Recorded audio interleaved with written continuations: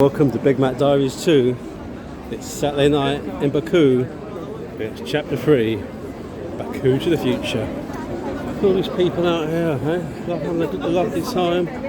I've had a lovely time in Baku, despite the stories which I'm about to tell you, because in this Big Matt Diaries, I'm going to tell you some stories, some Baku stories. Starting with arrival. So I was hearing all these nightmares about, how bad it could be going into Azerbaijan. Azerbaijan. There you go, Andy. I made that. I've been calling it Azerbaijan, haven't I? For the last God knows how long. Azerbaijan. I'm going to blame my dyslexia. Whatever. No, I'm not actually. It's just the way it is. So I arrived with horror stories about getting into this bloody country. And maybe it was because I was going into Azerbaijan, not Azerbaijan. But anyway, listen.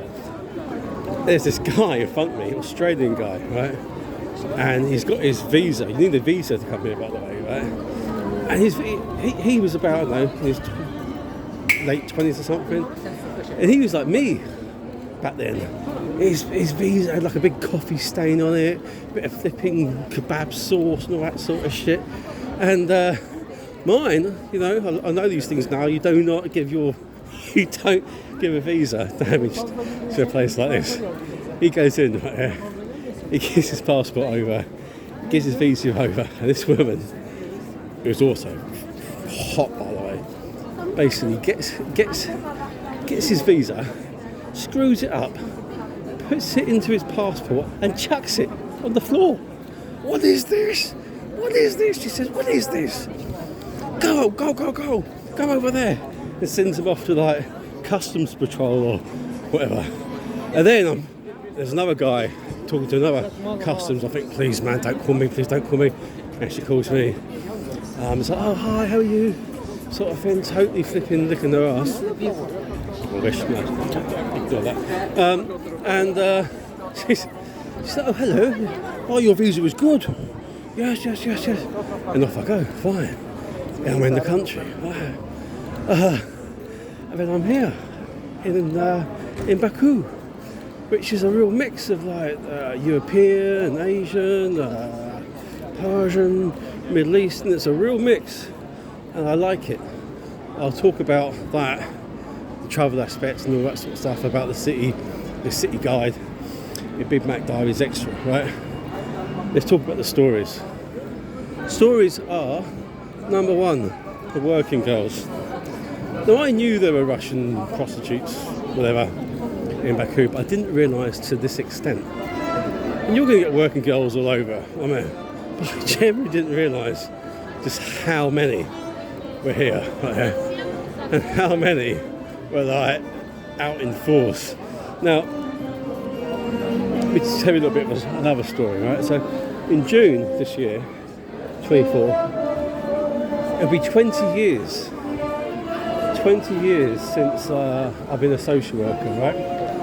And 17 of those years I've been working in drug and alcohol field, substance misuse. And within that time I've worked with, that incorporates mental health, homelessness. I've done a lot of work, and I continue to do a lot of work with like sex trafficking, prostitution, human trafficking, etc.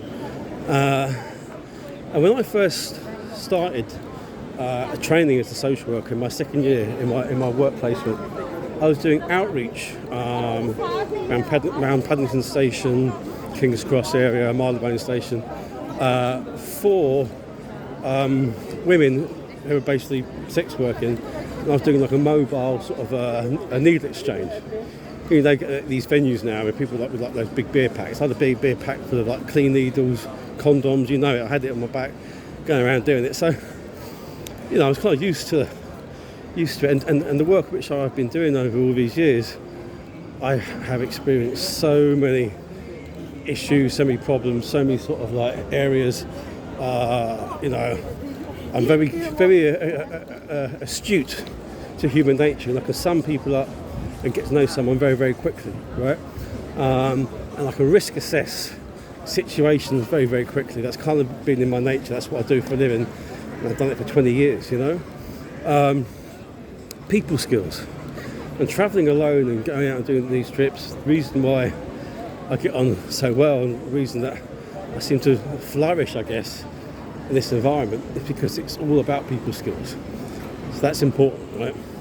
For the stories which I'm going to tell a bit later on.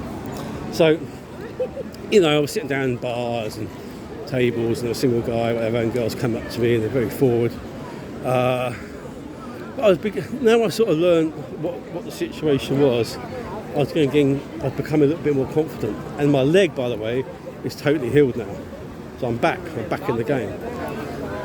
Yesterday, however, talking of games, it was QPR versus Leeds, which we won 4-0, right? But when that game in QPR are safe, we beat relegation. Big game, right? I found out that the game was on in this Irish pub called Finnegan's. And back home, of course, in Ealing, there used to be a pub called Finnegan's Wake, right? So I go to Finnegan's to watch the game, and there is this bouncer at the door.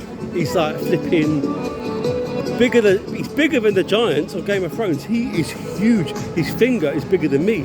He's like an end-of-level boss in some like flipping, I don't know, kung fu like a double dragon sort of thing. He is massive.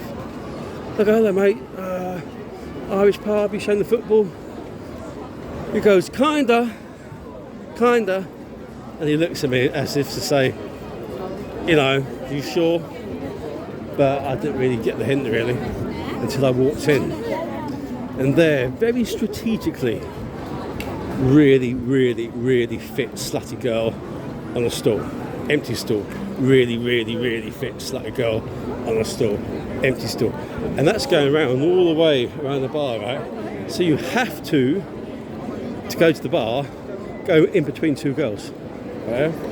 The other girls sitting on empty tables, also quite slutty and really fit, and like two massive like sons of the giant bouncer on other sides of the table. So I'm like, this isn't like a normal Irish pub. What's going on?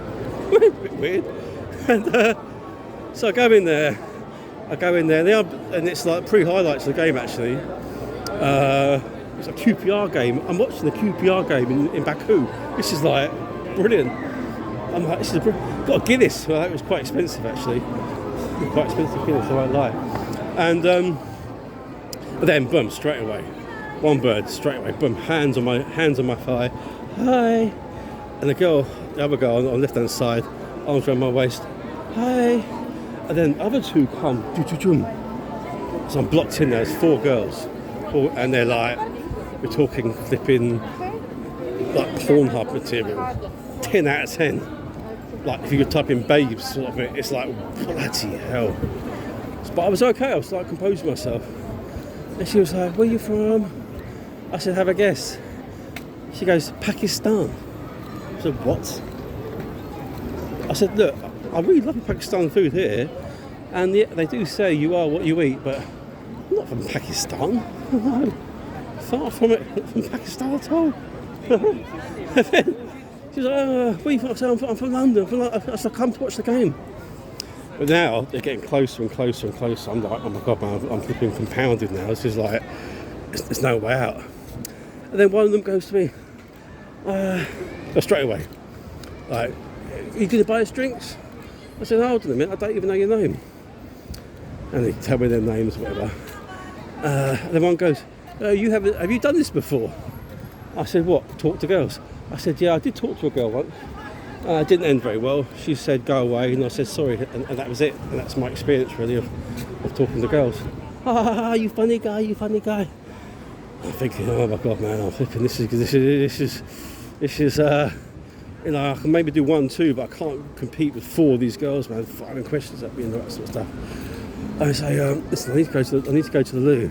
And then the bouncer, the giant troll, he comes out as if to say, listen, I did warn you. And very slowly opens up the door. Little, get out. He's pointing to me, get out. And off I go. Oh, boom, gone. And I escaped, and that was good. Which leads me to today. On a big tour today, right here. Oh, by the way, so I got back to the hotel. I got a couple of cans, and the guy behind the counter is wearing the QPR shirt, which I've got him because he was telling me he works 6 months of the year, gets 1 day off, he's got 2 kids, etc. He gets like £140 a week, and it was a kid's birthday, blah blah. So I gave him like the QPR shirt to say, look, you know, this is for you. If you want to give it to your kids for your birthday, you can. Put it on eBay, make some money out of it. Not a lot, but probably more than he makes in a year, to be honest. And he's like, oh, thank you so much, thank you so much. So he's actually watching the QPR game on his phone, in his QPR top. So I get a couple of cans and I watch the game with him. Yeah. Next morning, I've got another 10 minutes now, but it's just going to have to be a YouTube thing, I reckon. So next morning, right, this is classic. 7 o'clock in the morning, I'm outside my hotel, waiting for this tour bus, which is going to be like a 12-hour tour of all the sites of Azerbaijan, right? 12 hours. I've just got back actually from it, and I'm waiting for the tour bus to pick me up outside my hotel. And I hear this girl, Matthew, and it's one of the girls from last night. Oh, Matt, where have you been? You could have woken up with me. I said, well, I did dream about you. It's kind of true. And she goes, well, I can make your dreams come true. I said, actually, funny you say that. I am actually the dreamers guy, and I make cats come true for little cats.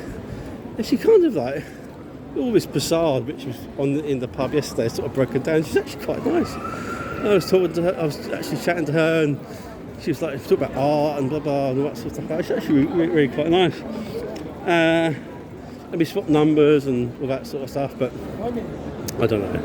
And then the tour bus comes, and I get on it. And where are we? We're 12 minutes in. Please keep with me, because this story gets a lot more funny. Now, tours are tours, right? But tours are good for a short period of time when you're in a city. And what tours really are in countries which you visit are very quick, accessible, easy modes of transport to places which you want to go and see.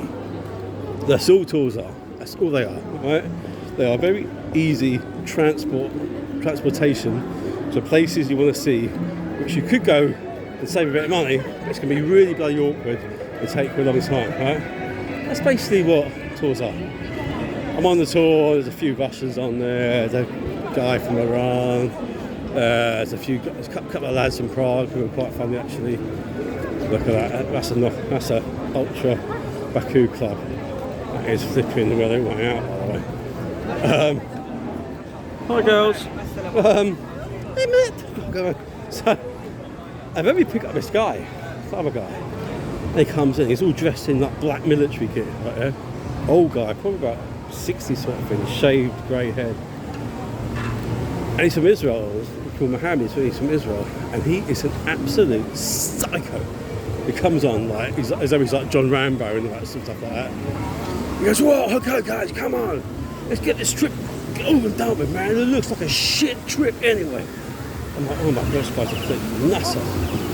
And as the trip goes on, it becomes more and more sort of psychotic. He's clearly got a screw loose. Turns out he's ex-Israeli Special Forces, and when he retired from Israel Special Forces, he joined the like a mercenary, and he's been working in different armies across the world. And people are getting more and more a bit off from him, right? He's talking about how much he hates Azerbaijan, how much he's got plans to, like, if he could, assassinate the president, bloody assassinate the Iranian president with an Iranian guy who's actually on our tour. He's going to these. So we went to like Go Buster, and then we went to like the Fire Tower and all that sort of stuff. He goes, this is shit. Wasted my time. This is shit. We have lunch right there. And he goes, why are you giving me sugar? This is terrible. And I sort of said to him, because I had nothing really much else to say, Have you been approached by these girls? You know, what girl? What you mean? You mean escorts? Yeah, I mean escorts. And he's like, Matt, there are escorts all over the world. He goes, where are they? So they're in pubs. Shit, I don't drink. Matt, you trying to make me drink? You trying to get it? I said, no, I'm actually a drug and alcohol social worker. Okay, and he kind of softened it actually a little bit. As the trip gets on, he's getting more and more psychotic. He's talking about ways of assassinating people and things like that. And he's talking about times he was in Nigeria and taking out the Baku, what they're called, going to Iran, taking out. He's a complete psycho. But yet he's warm to me. He's like, we're doing tomorrow. I said, not much. I said, I'm flying off. He goes, what hotel are you? At 7 o'clock, I'll come and pick you up. We'll go for a run.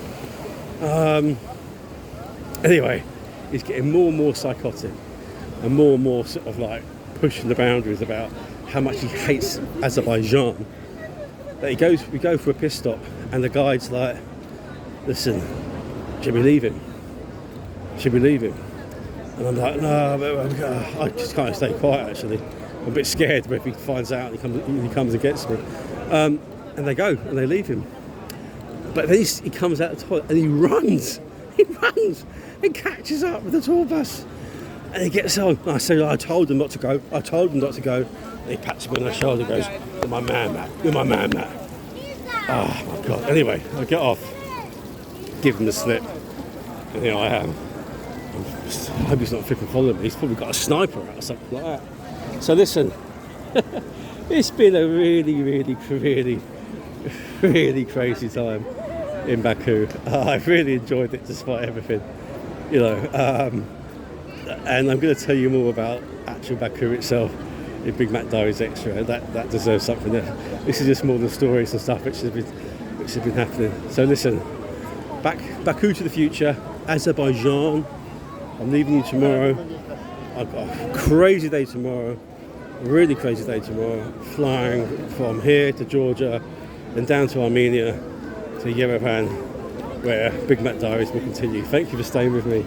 Love you loads. Bye.